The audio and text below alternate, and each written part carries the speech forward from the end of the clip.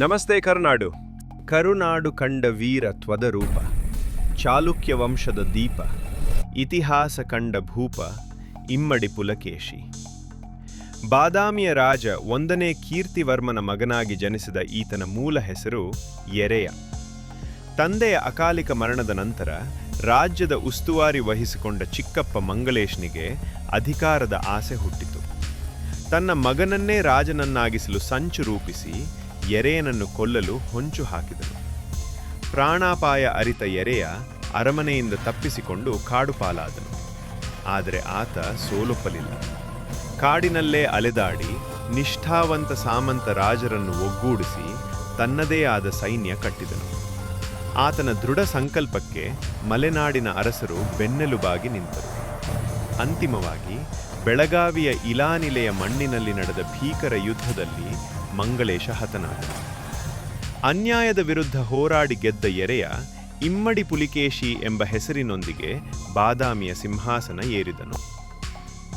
ಇಂದು ನಾವು ಕಾಲದ ಚಕ್ರವನ್ನು ಸುಮಾರು 1400 ವರ್ಷಗಳ ಹಿಂದೆ ತಿರುಗಿಸೋಣ.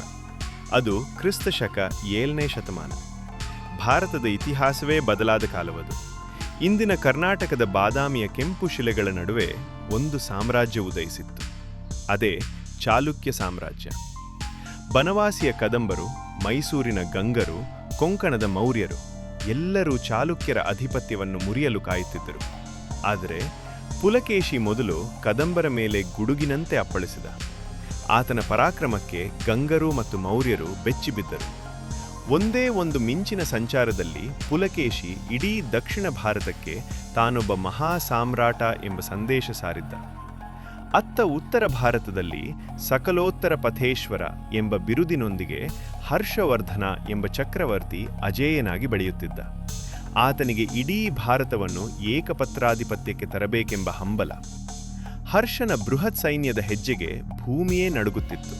ಸಾವಿರಾರು ಆನೆಗಳು, ಲಕ್ಷಾಂತರ ಕಾಲಾಳುಗಳೊಂದಿಗೆ ಹರ್ಷವರ್ಧನ ದಕ್ಷಿಣದತ್ತ ಮುನ್ನುಗ್ಗಿದ. ದಕ್ಷಿಣದ ಈ ಪುಲಕೇಶಿ ನನ್ನ ಮುಂದೆ ಎಷ್ಟು ಎಂಬ ಅಹಂಕಾರ ಹರ್ಷನಿಗಿತ್ತು. ಆದರೆ ಆತನಿಗೆ ಗೊತ್ತಿರಲಿಲ್ಲ ತಾನು ಹೋಗುತ್ತಿರುವುದು ಮೃತ್ಯುಂಜಯನ ನಾಡಿಗೆ ಎಂದು. ಕ್ರಿಸ್ತ ಶಕ 618. ನರ್ಮದಾ ನದಿಯ 2 ದಡಗಳಲ್ಲಿ ಸೈನ್ಯಗಳು ಸನ್ನದ್ಧವಾಗಿದ್ದವು. ದಕ್ಷಿಣದ ಕಡೆಯಿಂದ ಪುಲಕೇಶಿಯ ವೀರ ಕನ್ನಡಿಗರು, ಉತ್ತರದ ಕಡೆಯಿಂದ ಹರ್ಷನ ಸೈನ್ಯ. ಯುದ್ಧದ ತಂತ್ರಗಾರಿಕೆಯಲ್ಲಿ ಪುಲಕೇಶಿ ಸಾಟಿಯಿಲ್ಲದವನು. ನರ್ಮದಾ ನದಿಯ ಭೌಗೋಳಿಕ ಪರಿಸ್ಥಿತಿಯನ್ನು ಬಳಸಿ ಹರ್ಷನ ಆನೆಪಡೆಯನ್ನು ಕಟ್ಟಿಹಾಕಿದನು. ನದಿಯ ಅಲೆಗಳು ರಕ್ತದಿಂದ ಕೆಂಪಾದವು. ಖಡ್ಗಗಳ ಝಣಝಣ ಸದ್ದು ಆಕಾಶ ಮುಟ್ಟಿತು. ಇತಿಹಾಸದಲ್ಲಿ ಮೊದಲ ಬಾರಿಗೆ ಸೋಲನ್ನೇ ಅರಿಯದ ಹರ್ಷವರ್ಧನನ ಆನೆಗಳು ಹಿಮ್ಮೆಟ್ಟಿದವು. ಪುಲಕೇಶಿಯ ಪರಾಕ್ರಮದ ಮುಂದೆ ಹರ್ಷ ಸೋಲೊಪ್ಪಿಕೊಂಡ. ಆ ದಿನದಿಂದ ಪುಲಕೇಶಿ ಕೇವಲ ರಾಜನಲ್ಲ, ಆತ ಪರಮೇಶ್ವರ. ನರ್ಮದಾ ನದಿ ಉತ್ತರ ಮತ್ತು ದಕ್ಷಿಣದ ಗಡಿಯಾಗಿ ಸ್ಥಿರವಾಯಿತು. ಪುಲಕೇಶಿಯ ವಿಜಯಯಾತ್ರೆ ಇಲ್ಲಿಗೆ ನಿಲ್ಲಲಿಲ್ಲ. ಆಗ್ನೇಯದ ಕಾಂಚೀಪುರದ ಪಲ್ಲವ ದೊರೆ ಮಹೇಂದ್ರವರ್ಮನನ್ನು ರಣರಂಗದಲ್ಲಿ ಎದುರಿಸಿ ಮಣ್ಣು ಮುಕ್ಕಿಸಿದನು. ಪೂರ್ವ ಕರಾವಳಿಯ ಕಡೆಗೆ ನೌಕಾಯಾನ ಮಾಡಿ ವಿಷ್ಣುಕುಂಡಿನರನ್ನು ಸೋಲಿಸಿದನು. ಕಲಿಂಗ್, ಒಡಿಶಾ ಮತ್ತು ಕೋಸಲ ಪ್ರಾಂತ್ಯಗಳು ಚಾಲುಕ್ಯರ ಪಾದದಡಿಯಲ್ಲಿ ಬಂದು ಬಿದ್ದವು.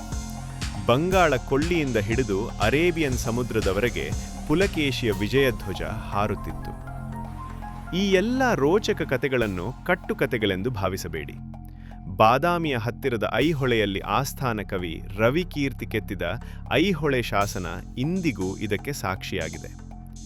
ಕಾಳಿದಾಸ ಮತ್ತು ಭಾರವಿಯರಿಗೆ ಸಮಾನನಾದ ರವಿಕೀರ್ತಿ ಕೆತ್ತಿದ ಈ ಕಾವ್ಯ ಪುಲಕೇಶಿಯ ಶೌರ್ಯದ ಗಾಥೆ ಎಂದು ಅದು ಸಾರುತ್ತಿದೆ. ಕನ್ನಡಿಗರ ಶೌರ್ಯ, ಚಾಣಾಕ್ಷತನ ಮತ್ತು ಸಂಸ್ಕೃತಿಯನ್ನು ಇಡೀ ಭಾರತಕ್ಕೆ ಪರಿಚಯಿಸಿದ ಇಮ್ಮಡಿ ಪುಲಕೇಶಿ ಇಂದಿಗೂ ನಮ್ಮ ಹೆಮ್ಮೆ. ಸ್ನೇಹಿತರೆ, ಈ ಕತೆ ನಮ್ಗೆ ಹೇಳೋದು ಒಂದೇ: ಶತ್ರು ಎಷ್ಟೇ ದೊಡ್ಡವನಿರಲಿ, ಎದೆಯಲ್ಲಿ ಧೈರ್ಯ ಮತ್ತು ತಲೆಯಲ್ಲಿ ತಂತ್ರಗಾರಿಕೆ ಇದ್ದರೆ ಜಗತ್ತನ್ನೇ ಗೆಲ್ಲಬಹುದು. ಇಮ್ಮಡಿ ಪುಲಕೇಶಿಯ ಈ ವೀರಗಾಥೆ ನಿಮಗೂ ಸ್ಫೂರ್ತಿ ನೀಡಿದೆ ಎಂದು ಭಾವಿಸುತ್ತೇನೆ. ನಿಮಗೆ ಈ ಮಾಹಿತಿ ಇಷ್ಟವಾಗಿದ್ದಲ್ಲಿ ದಯವಿಟ್ಟು ಲೈಕ್ ಮಾಡಿ, ಶೇರ್ ಮಾಡಿ ಮತ್ತು ನಮ್ಮ ಈ ಐತಿಹಾಸಿಕ ಪಯಣದ ಭಾಗವಾಗಲು ಸಬ್ಸ್ಕ್ರೈಬ್ ಮಾಡಿ. ಧನ್ಯವಾದಗಳು.